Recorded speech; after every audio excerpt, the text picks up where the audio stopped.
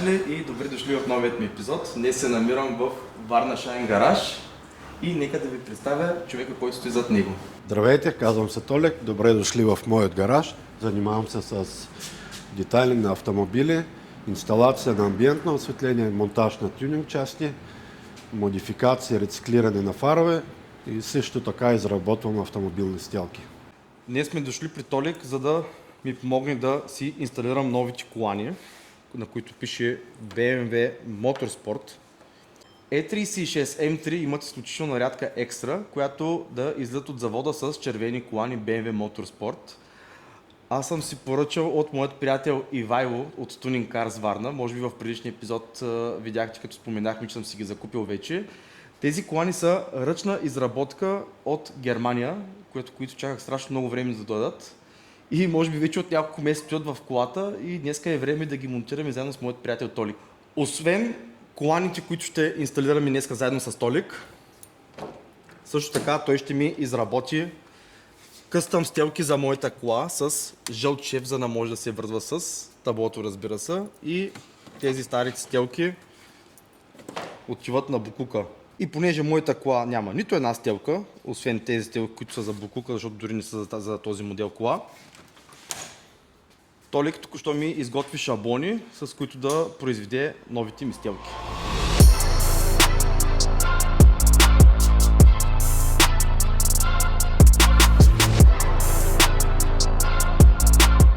Както разбрахте, тези стелки са изцяло ръчно изработени. Сега ще ви покажа проекта на Толик и неговите стелки.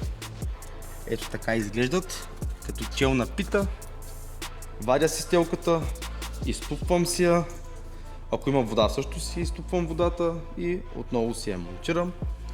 За целта той си е направил стелките с син шеф, защото както виждате цялата кола е с сини детайли и се връзва изключително готино по целия проект. Ето както виждате, Толик вече шие жълтият кант на стелките. Сега ще ви покажа финалния резултат на една от стелките. Ето това е пасажирската за отпреди. Мисля, че стана просто брутално. И това ще са за задните седалки. А тази, която монтира в момента, е шофьорската отпред.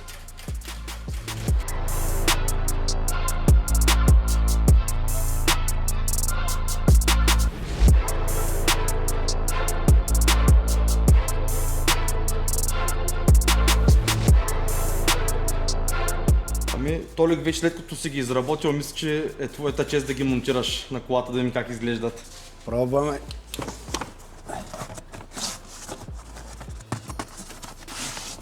Ето, че и за отзаря стелката.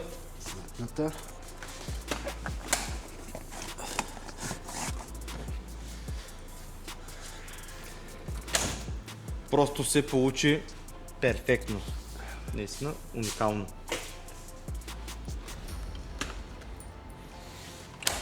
И нека започне разглобяването за коланите. Сега тук първо долу ще си го разхваля. Да мога да го изнижа самият колан.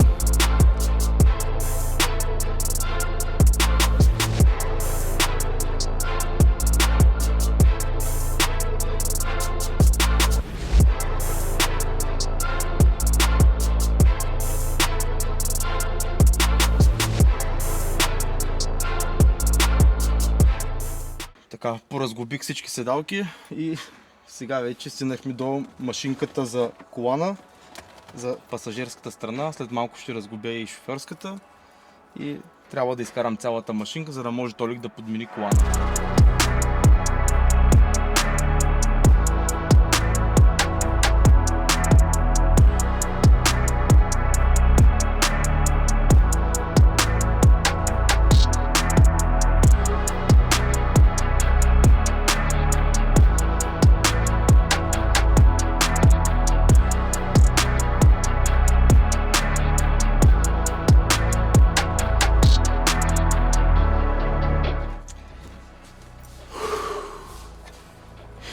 И шофьорския механизъм вече е отвънка. Остава да свалим задните колани.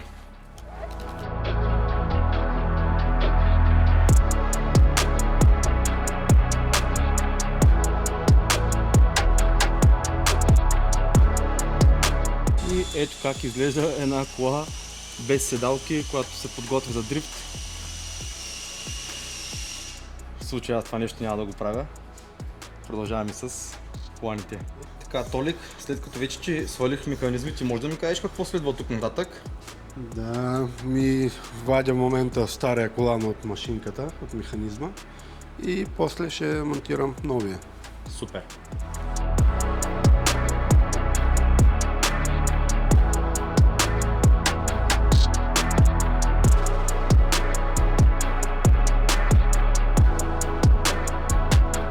Пасажирския колан е готов, сега ще го инсталирам и докато го инсталирам, Толик приготвя шофьорския колан и след това ще изработим заедно на задните седалки коланите. Да започваме.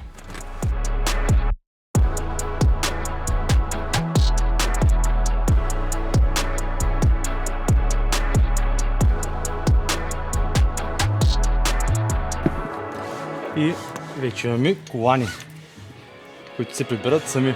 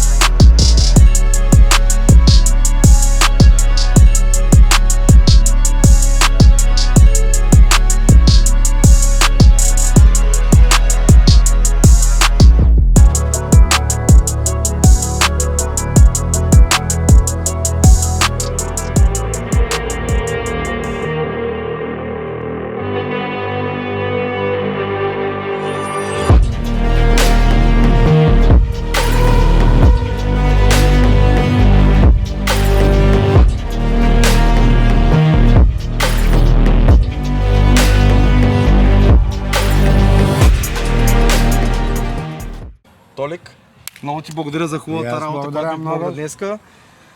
Приятели, както видяхте, той се занимава с абсолютно всичко, така че не се притеснявайте да го потърсите, ако имате нужда от нещо.